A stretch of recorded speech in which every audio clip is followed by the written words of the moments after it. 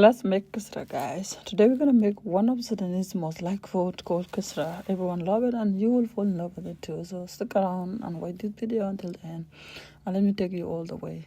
By making this, by following this process, just follow that flour, follow that note I just put on the screen, and that is the flour you need exactly to make this kind of food. Because we have different way of making it, and we have different flour using. Because I normally use corn flour with a wheat flour in this channel. Actually, the video is in this channel, and I will link it later on too. But in this kisra, we are using a different flour, and we are starting from scratch, guys. So I'm teaching you the way it's made from scratch. So what I did, I scoop the 3 flour and add 3 glass of water. And I keep adding more as it gets thicker.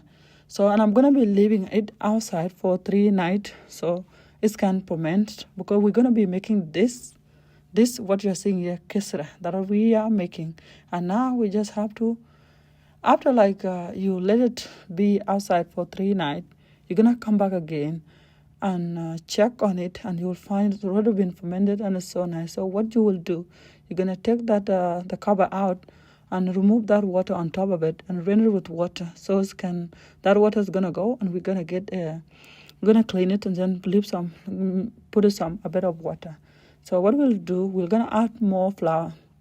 Yeah, it should be looking like this. Actually, like now it's more sour, and it should be like a sourdough. Actually, that's what I mean.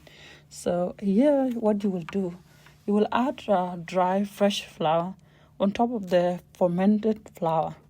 So by doing that, you're gonna balance the sourness. It will not be that sour, but it's still gonna be the perfect texture you really want.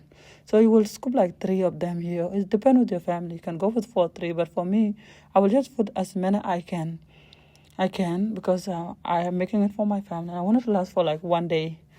Yeah, you can make it last for 2 days. So what I will do, will add more flour inside and add more water and make it as a paste and let it rise for like 1 hour again. When it's rise, I'm gonna be making it as a kisra. But guys, I'm gonna tell you a story behind this food and where it's found and where is this food original from. So I started in the olden time when South Sudan and Northern Sudan were one country. When they were one country, this food used to be originally Northern Sudan. They are the one who have this. They are the one who are native of this food. But we adapted it because we were one country. So I want to say it's for them alone. It's all of us. It's all our dish together when we were one country. So as we got separated, we all use it for all of us together. We still eat it all. But mostly, this food is famous among South Sudanese and Northern Sudanese. You will find it across every place you go in South Sudan, Northern Sudan, anywhere. As long as those people, even now, I can see like Eritrean, they have the version of called injera. It's more like kisra too, but it's different bread. It's more like fluffy one. But ours is more like it. And we even use the doka they use to make injera. That's what we use to make this kisra. So it's more like organic and nice. And this food, you can never go wrong when you eat it. This food is like daily food. You can make it anytime, and you can eat with a variety of dishes. It doesn't have to be exactly what is supposed to be eaten. And that's what's so special about this dish. This dish is a beautiful dish that will bring family together and neighbors too. And by starting it, we're just gonna do it like this, like what you are seeing now on the screen. So if you have something like this, you can use. But if you don't have that, you can go to the Eritrean store, maybe the Ethiopian store, and you can ask for the thing they use for injera, and this is exactly what you're gonna get.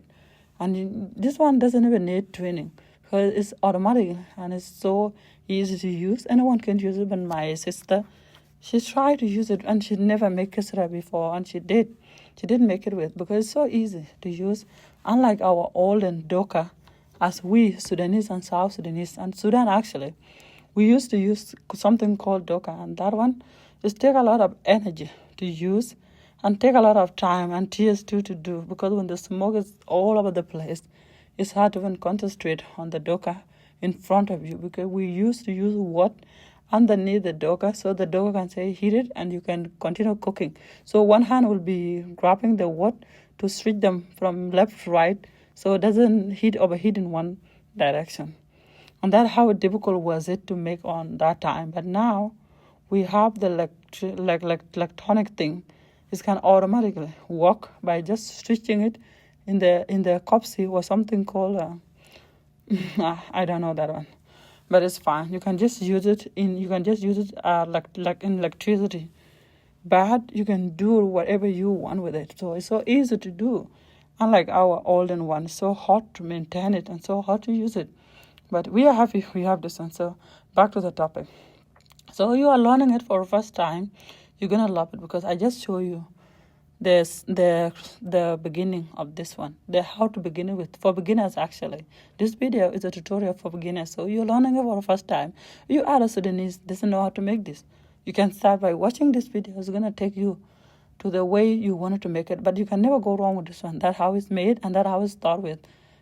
You just need to know the consistency and the texture, so you don't have to put too much water, you don't have to put less water too on the flour.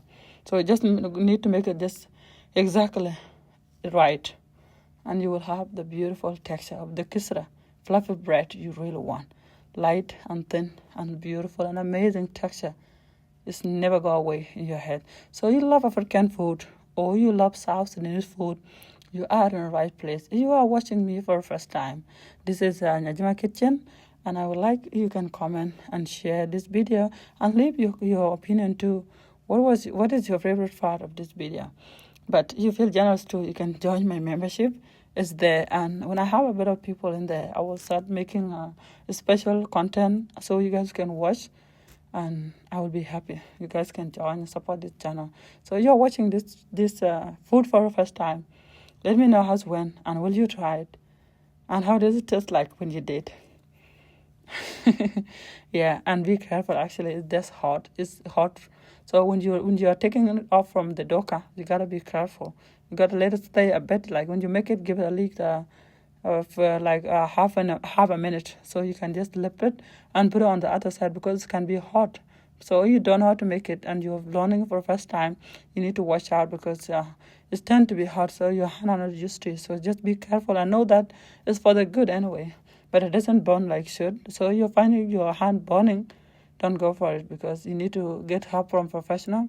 And I do have a professional about this video, about this kisra. I will be linking it up. You are advanced making kisra, but if you're learning for the first time, this is the one you should be watching when I'm making this video. But if you are more advanced, the video, you will see the link on top. And what you used to eat with this, you can eat it with dry okra, you can eat it with bamia, you can eat it with khadra, you can eat it with tabiak. There's many variety of tabiak you can have it with. We have okra tabiak, bamia tabiak, we have the khadra tabiak. You can go with anything. You can even go with chicken soup. You can even go with something called meat soup. Anything, this one does not go wrong with any food, with any dish, with any sauce, with any soup. It can go even with salad. Believe me or not, you can even go with milk. So it's like a friendly dish to make, and it can bring family together by sitting at the table, sharing this amazing, delicious food. People used to eat it by sitting one daira, one circle, and then they serve it together, and then people will dig their hand inside, all family members, and eat. You can have it with this particular mulak here. It's called mulak bahamiya, but this mulak bahamiya here, the color is different. It's more like a Western bahamiya now. But if you want a special Sudanese bahamiya, I can make it for you. Just let me know in the comment section. Do you want it? I will make that one in a green way, and it will look exactly green like the Sudan way. But this is I made it in a more Western way because I live in the West. But I can make it in a traditional way like Sudani way. It's when it's green and so delicious, amazing. But this too is delicious. But I did add a bit of pure ingredient that are not supposed to be added to the dish you want to. So see the next.